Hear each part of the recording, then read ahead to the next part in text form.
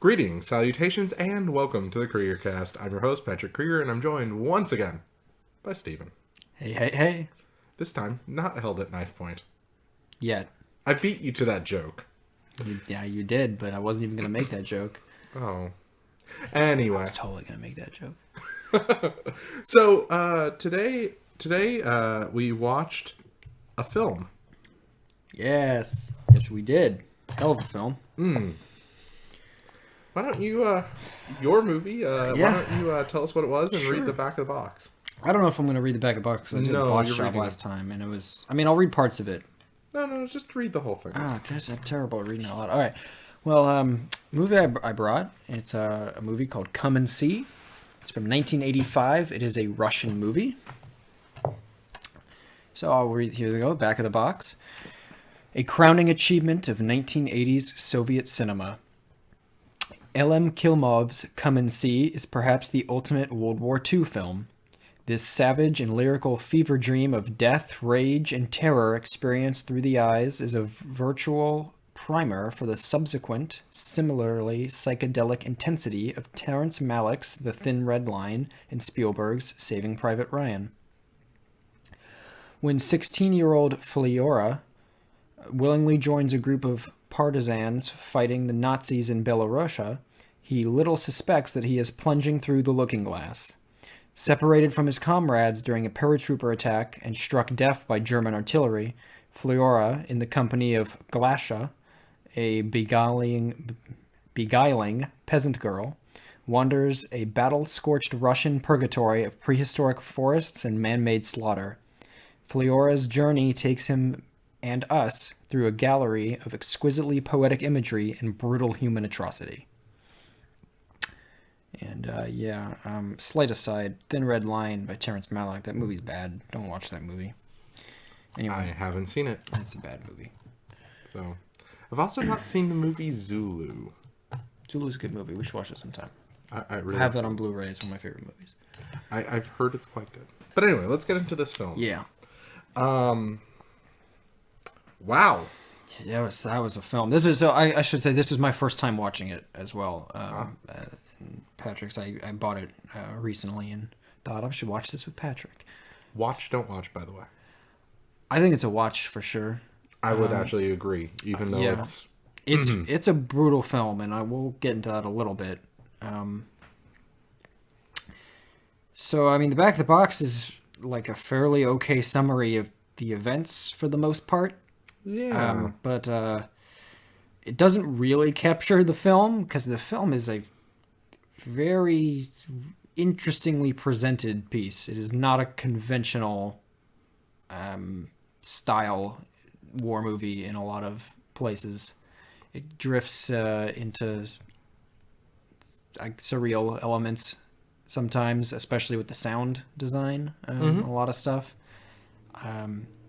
And I especially after Fleurin becomes deaf, really goes into bizarre places. And there's not really a whole lot I don't think we can say before spoilers, and certainly it's hard to articulate some of the peculiarities of this film because they're visual primarily. But anyway, what do you have to say about preliminary? Well, I like the phrase you said very early on that you said surrealist hellscape. Yeah. And I think that aptly describes the adventure we just went on. For sure. So I think now is the time that we can start with spoilers. I guess I don't think there's that much of a choice either. There's not. No. It's. I'm gonna say if you don't want to, I really would say just go watch the movie, and before hearing spoilers for it. It's not gonna make, admittedly, that much of a difference. Just because of its presentation. It's definitely. I think it's a movie. I'm gonna say there's one scene that I do think we should not talk about at all, because of it's at the very end, and I think you should know the one I mean. Of the very last few minutes of the movie. I think that's so weird and unique that it probably should just be seen cold without knowing anything about what's happening there. Not the very tail end, but the second to No, last just before Yeah, that yeah. that closing little epilogue almost. Okay. And I just want to say that now. So one of the things that I thought was kind of interesting starting off here is I've seen a lot of Eastern Front movies, I've seen quite a few as well. but I've not seen any Eastern Front movies from a peasant's perspective. Yeah. It's either like the Red Army or the Wehrmacht or, the partisans, but it's never like, I don't know, just a kid the way this was. Yeah, just a kid, a peasant child thrown into a really, really awful. So the box says he's 16, but He looked like he was that's 12. not, I don't think that's accurate. I think he's intentionally in the film in that contextually, he's like maybe 13, maybe even 12. It's a little unclear, but he does not look 16, and I don't think he's supposed to be 16. Well, one thing that's kind of interesting about that too is that you're not really given a clear idea of how long the film is supposed to take place. It takes place in 1943. Yeah, yes, it opens in 43. And it goes until winter. Yeah. The passage of time is not clear, and I'm sure that's intentional. Oh, of course, Yeah, of course. It's just... But the thing that I thought was really fascinating about it is maybe the actor was indeed 16, and they dolled him up a little bit to look younger so that they could then make him look older, because he ages dramatically throughout the film. He does. Yeah. Gets real intense there. Yeah. So, do you want to like start giving us a little plot synopsis? I guess yeah. So it's it actually opens with not with our main character, but with a side character. We later learn as the mayor of this small village that our main character is from, out looking for our main character and his little companion, who are digging through old like earthworks. Yeah, Like some sort of battlefield, yeah, where there had at some point been some defensive works had been erected, digging through looking for stuff, specifically weapons, and our main character does find one. He finds a rifle.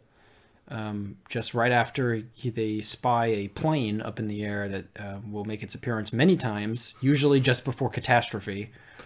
The characters point out that they recognize this plane because they see it all the time. It's always flying ahead, looking around. And he then goes back home and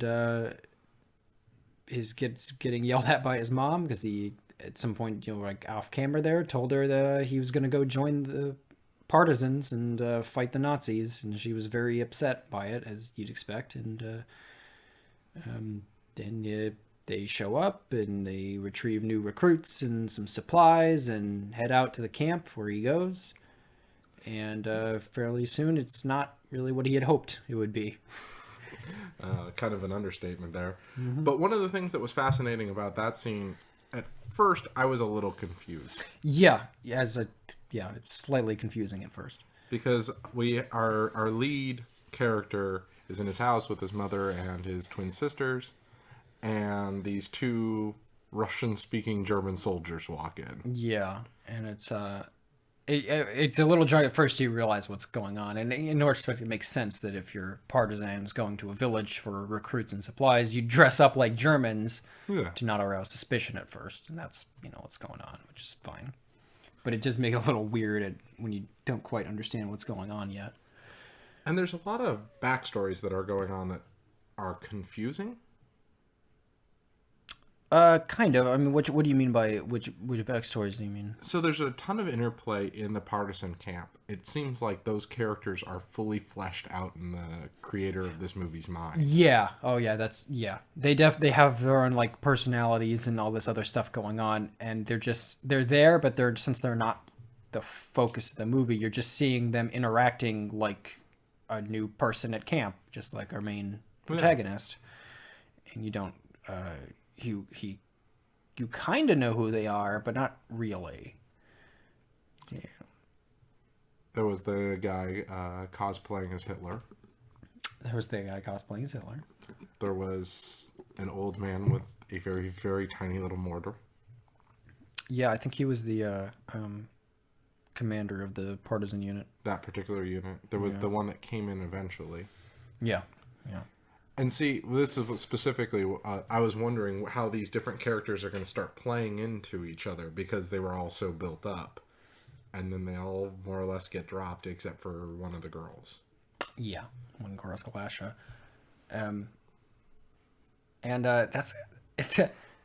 That's really interesting because it's kind of is like that, like the same kind of gut punch that Florian has of like, oh, look at all these fun, all these interesting people. I get to hang out with that, and then oh no, they're gone, and I'm stuck behind, and I don't get to do anything with them.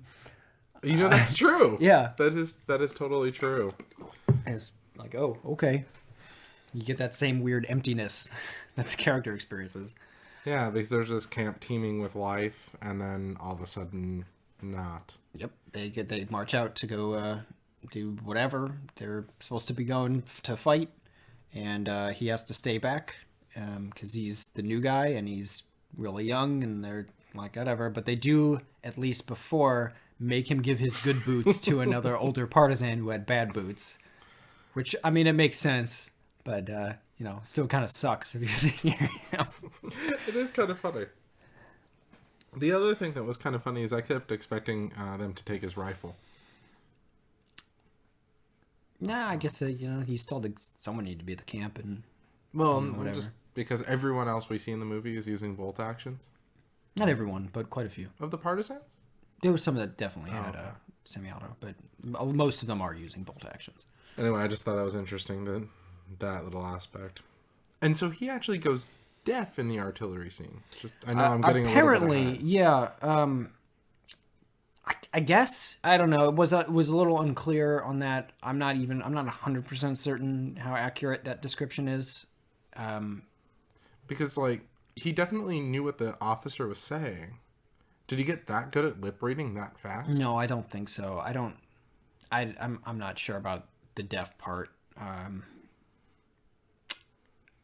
Well, regardless, anyway, he is upset by being left out of the partisan camp and decides that, and after kind of crying a little bit, that he's just gonna go home because he doesn't want to deal with any of this now. It's BS. So he goes to leave and runs into a girl that was in the camp earlier, Glasha. I actually didn't realize that he was going to leave. I thought he was just on patrol. He's on patrol. Nah, he was just upset and I'm out of here. And then meets this weird peasant girl. It describes her as beguiling, which I guess she seems just a little touched with crazy, but sweet enough. She was insane. Sweet enough. And they have like a little interaction, which is kind of interesting because she's like, I guess like a little more grown up than him, like in some ways, but doesn't quite understand still of all the severity of the situation. Yeah. And then they spy that plane again, and then are hit by German artillery or bombs, maybe either one.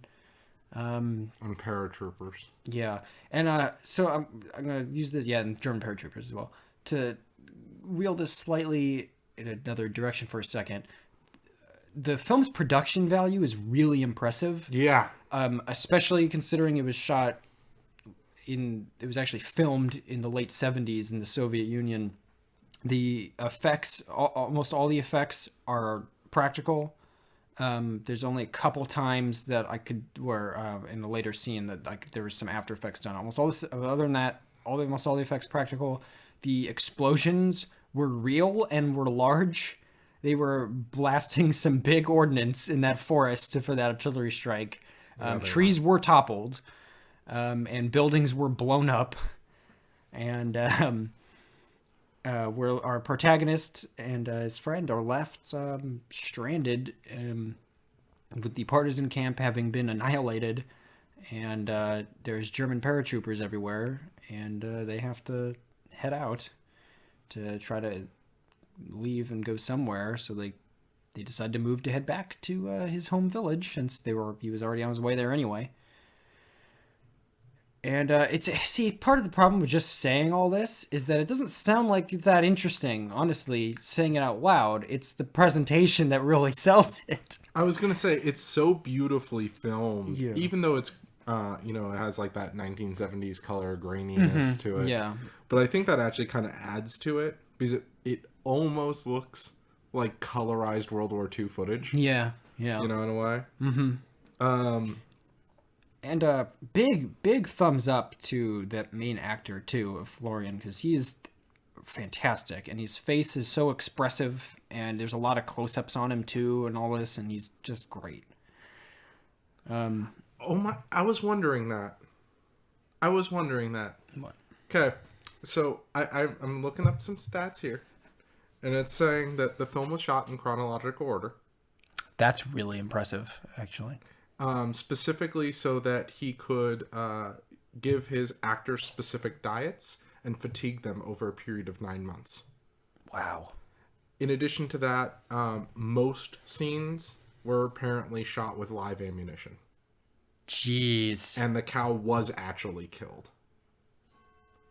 Oh, man. It says the lead actor believes that a bullet passed within 4 inches of his head while filming the cow scene. Damn.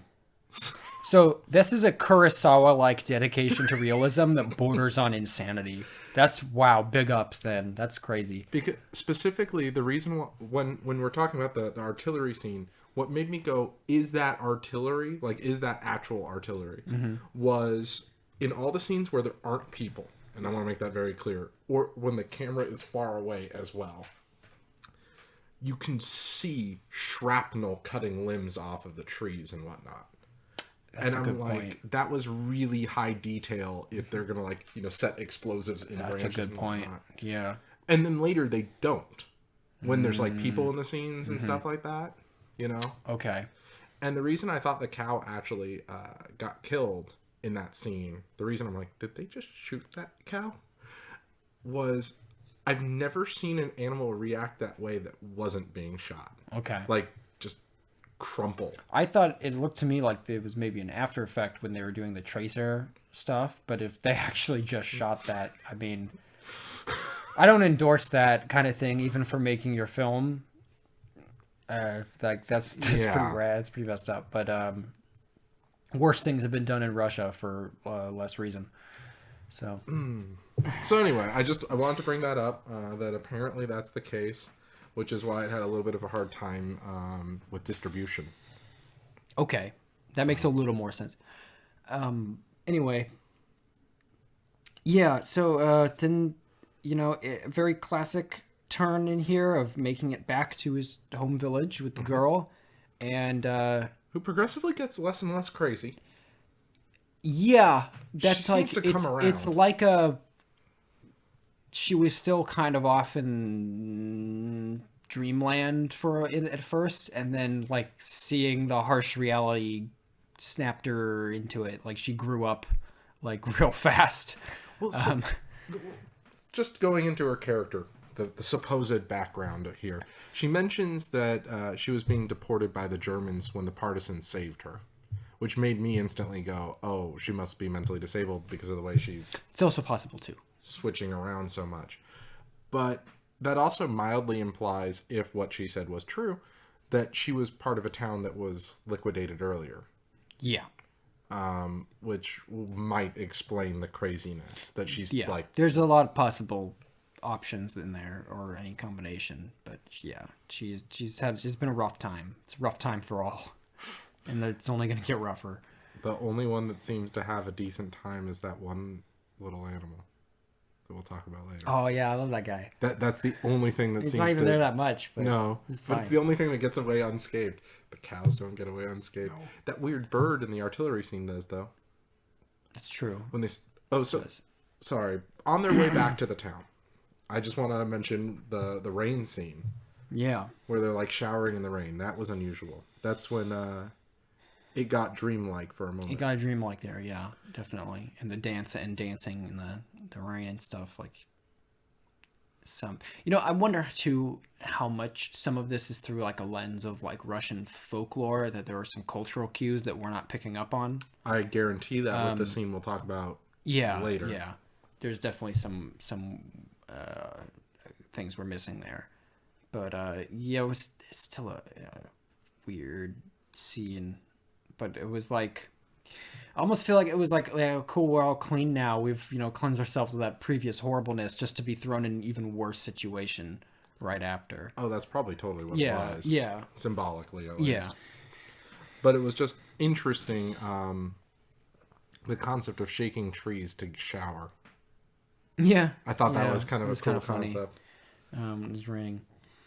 Anyway, so they get back to his home village, and he kind of realizes that there's something wrong pretty fast, but he just still kind of carries on with this girl of like, oh, let's go see. Oh, look, our the pot of stew is still hot. We can have something to eat, and etc. etc. And there's some kind of weirdness going on, and flies buzzing around, and he just kind of ignores it for a bit and decides, you know what, they must be at the island outside the village, and starts grabbing the girls like, come on, let's go over there. And as they're running down the road, she looks to the side and sees by one of the houses where the village has been massacred.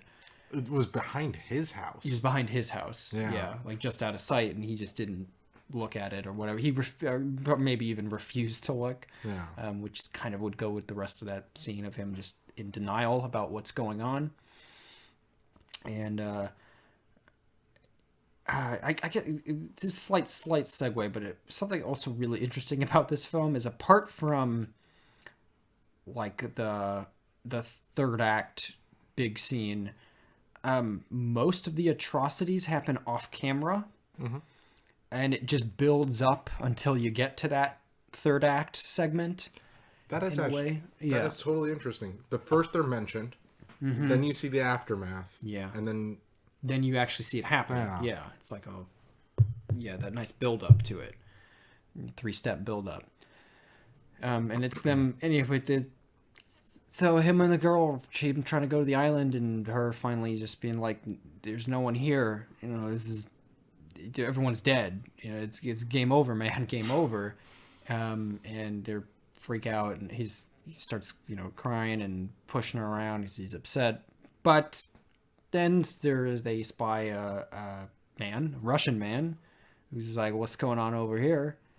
And guides them over to it's not even really a camp as much as it is just a clearing with a bunch of people in it. But there's a lot of villagers and stuff around, including some people that were from his village. And the mayor, who we saw in the beginning of the film, who is burned over what looks like maybe 80% of his body, third-degree burns, who kind of recounts what was happening a little bit to him while has an emotional breakdown. he tries to drown himself. Drown himself, or just like, I'm done with this world, and just throws his head into the mud and tries to like ostrich bury his head. It's a very interesting scene, but like I said, it sounds so dry just talking about it, but really it's fascinating and beautiful to watch the whole thing. Well, I think there's 3 scenes we need to talk about before we wrap this up. And that's true. We're talking about the one right now. Let's bring it back to the concept of the folklore, like how we don't understand the Russian culture, because this scene made it very clear. Yeah, that there's something some going on we don't understand. That we didn't quite. Yeah, at the very least, rural Russian culture, Russian peasant culture. After this happens, and it's told that this whole family is dead, and the whole village is dead. The women in the village, or this not village, the women in this camp thing, start singing some kind of folk song at him. I don't quite know what it was. I theorized maybe it was a funeral song or something. I'm not really sure, but they do this kind of thing while he's trying to bury his head in there and all that. It's a little weird and strange, but I'm not entirely sure what was going on there.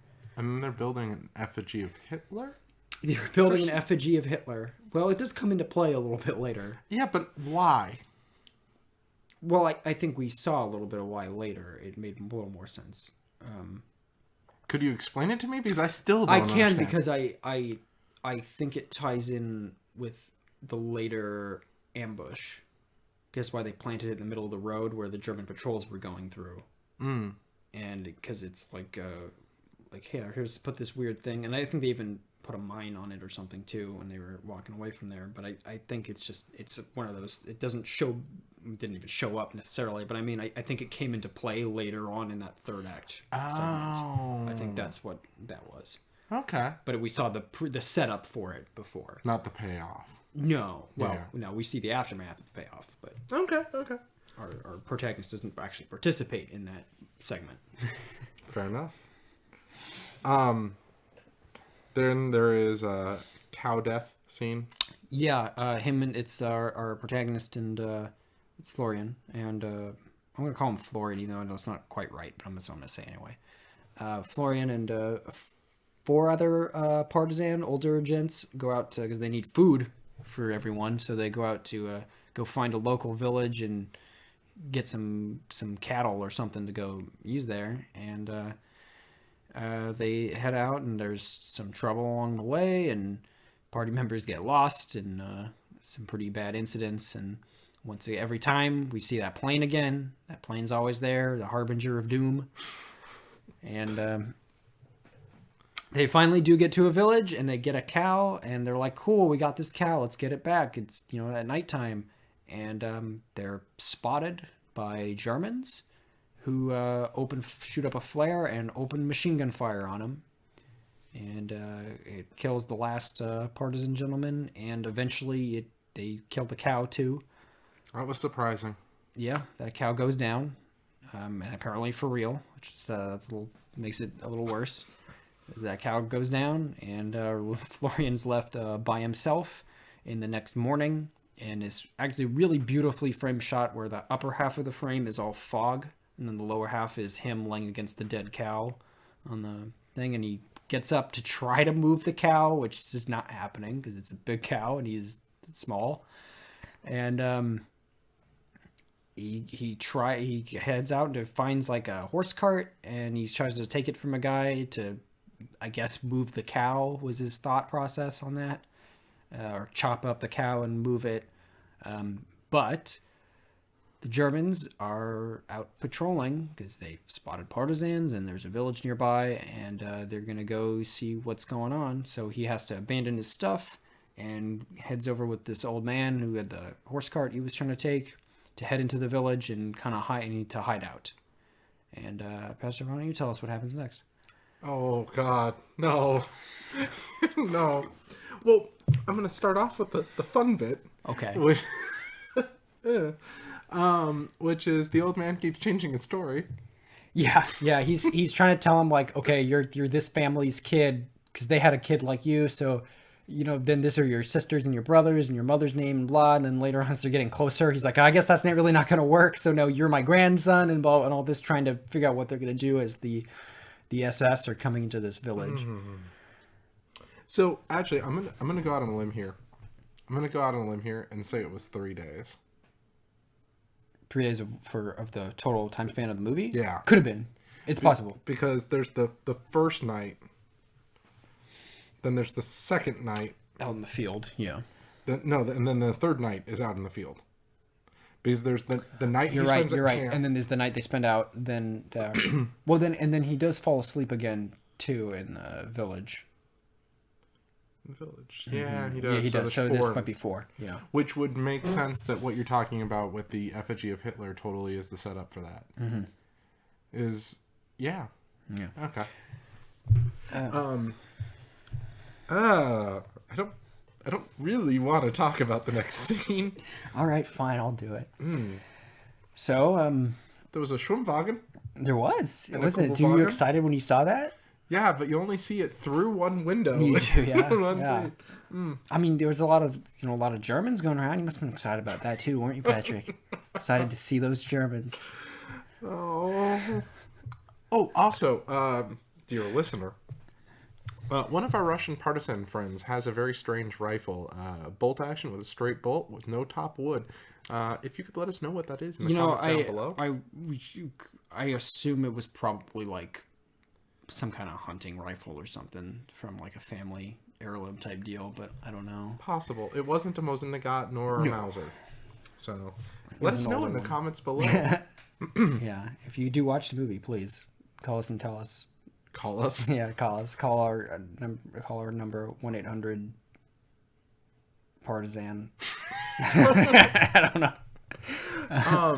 Well, okay. Let's finish off with the neat stuff before we get into the harsh So stuff. this is the okay. Fine, go ahead. Oh, I was just gonna say there were a lot of really cool vehicles. And there was the Loris. There was the There was the red loris, which is you guys should look it up. Look up red loris. It's this cute little animal. It's I think native to Sri Lanka, if I remember correctly. I think that's what it is. Sri Lanka or southern India, that kind of thing. And it's an adorable little animal, and it's in the movie. One of the Germans has him on his shoulder. Yeah, the lead German, the most evil of Germans. There's a woman eating lobster in a vehicle. That was odd. Like a propaganda vehicle. The hell was that about? I think that might have just been there as like a contrast to what's going on. Yeah. And is she the same woman we see later impaled? I think so, but I can't be totally certain about that. But she might have been. That was weird. Because that wouldn't have been the girl that gets taken by the Germans. No, it wasn't. No, it wasn't her. Okay. That was different. All right.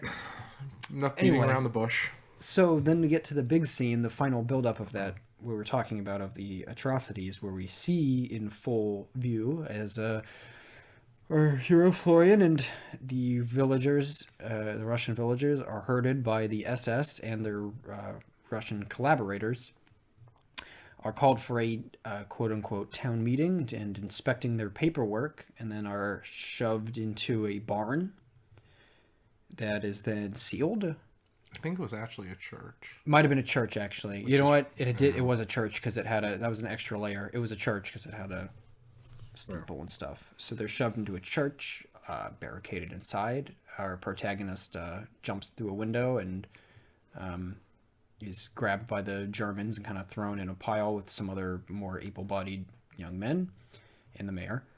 And the one woman.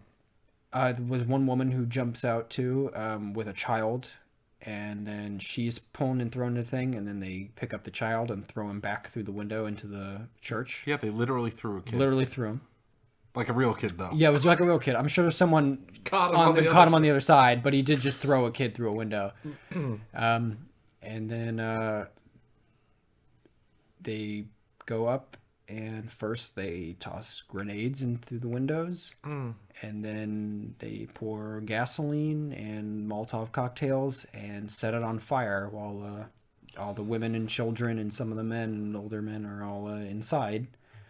And it's all seen, not from the inside of the church, but from the protagonist's point of view outside. And then Germans with flamethrowers and other Molotov cocktails and torches go and proceed to destroy the rest of the village. And there's a really bizarre moment where Florian's grabbed by first he's pushed along by a Russian collaborator to move the village cows with him. But then he's grabbed by an officer and some other Germans, and then they pose for a picture of them holding him down on his knees with a gun to his head.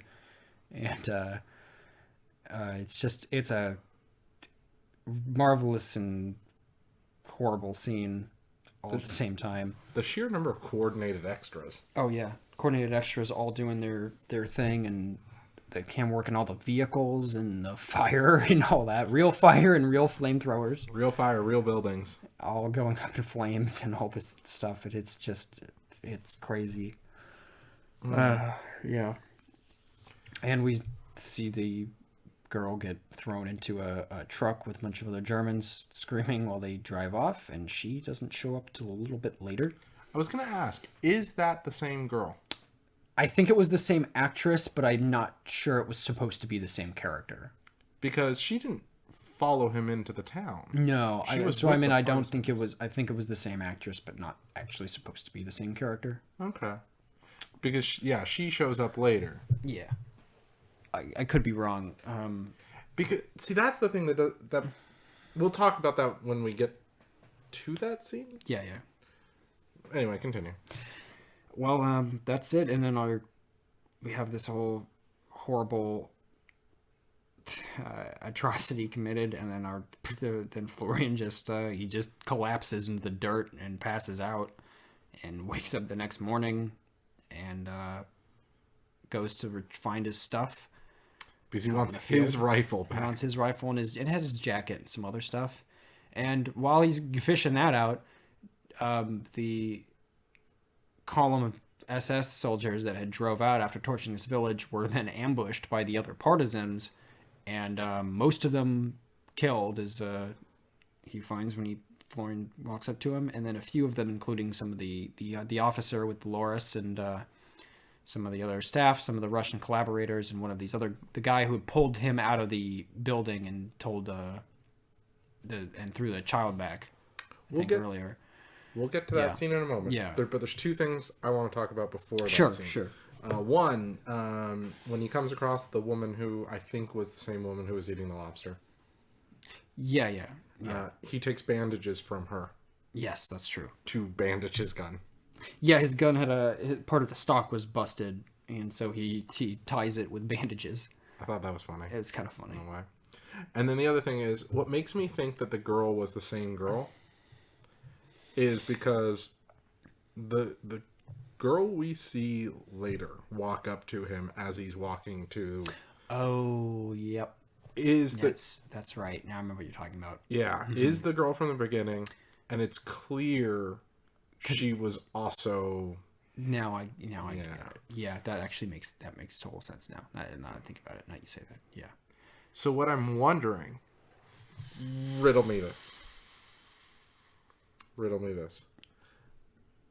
Were the people in the church also the partisans that were on the island? Some of them might have been, at least, yeah. Yeah, like the Germans had rounded those people up and herded them to this one location. That might be the case. And that's how they got That might have been together. something that happened, off screen, where they got herded to there, and then, and they were there for like a day or something, and then that's where, that's possible.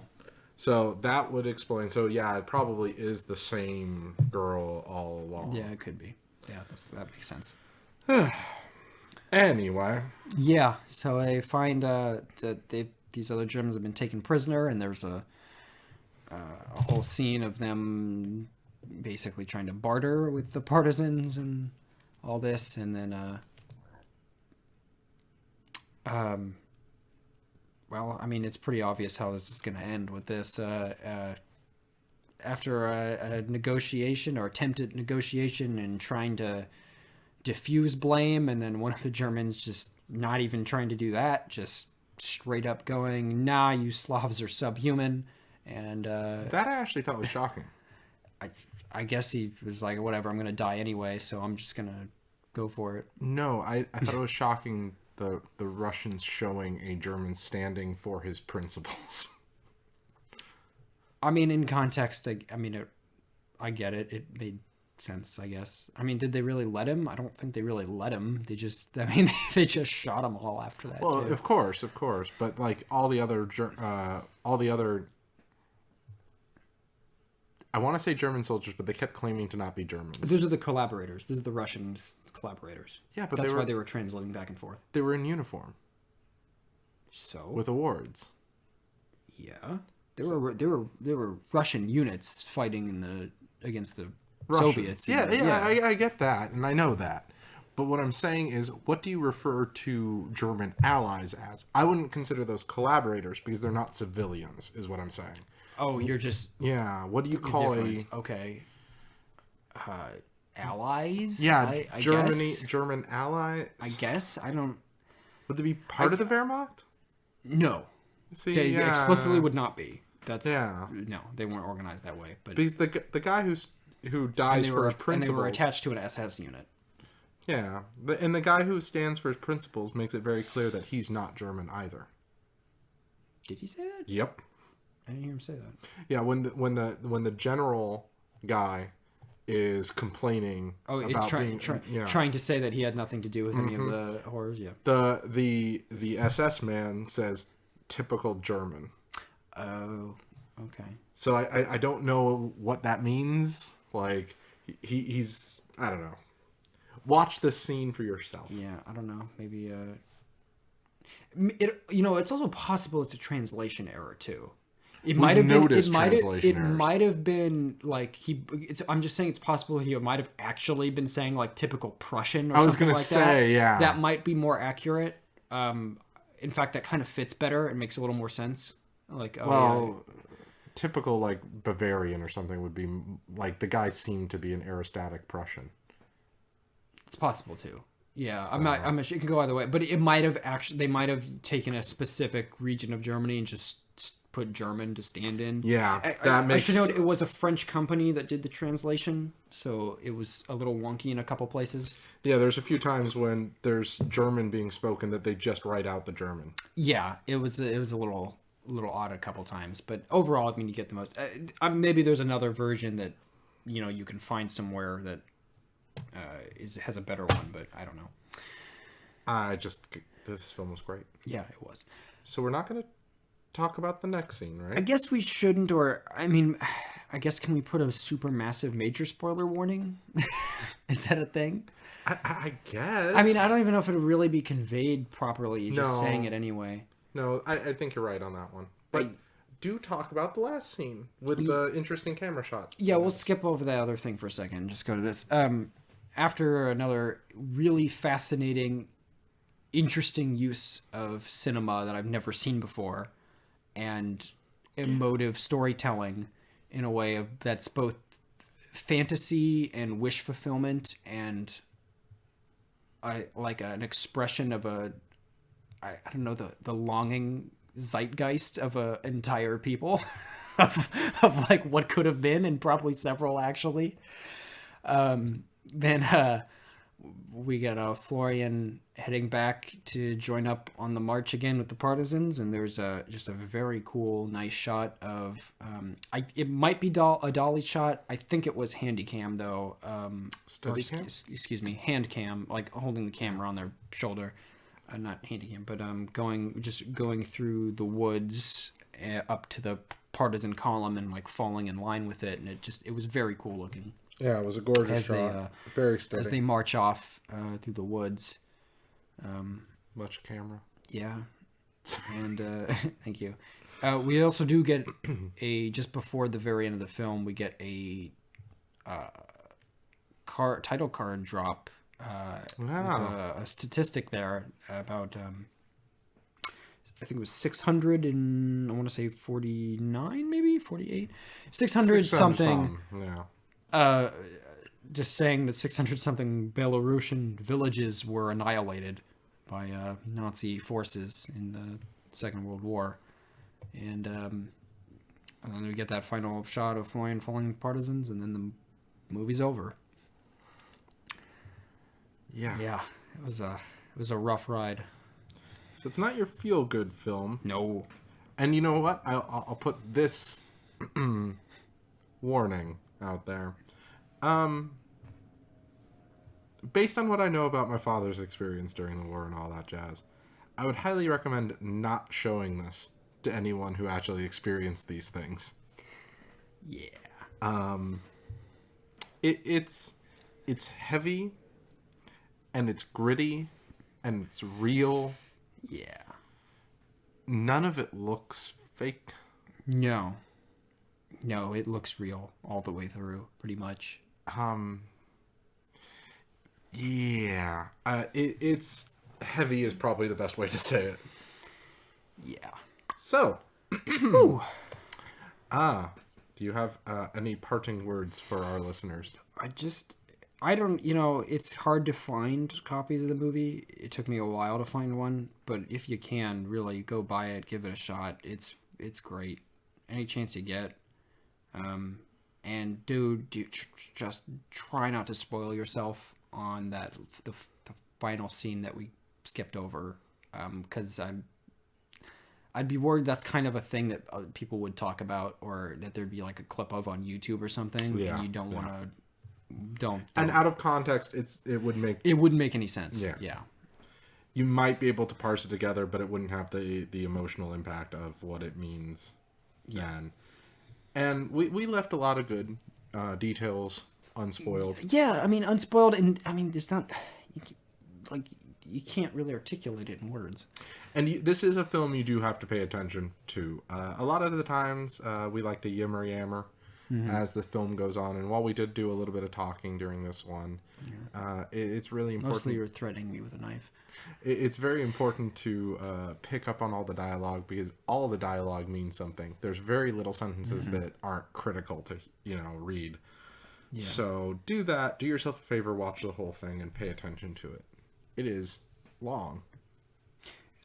It was fairly long. It was I want to say just like about 2.5. Oops, sorry, excuse me. About like 2.5 hours, I think. Something a little less than 2.5 hours. A little less. That's interesting. Not for sale in the territory of the former USSR.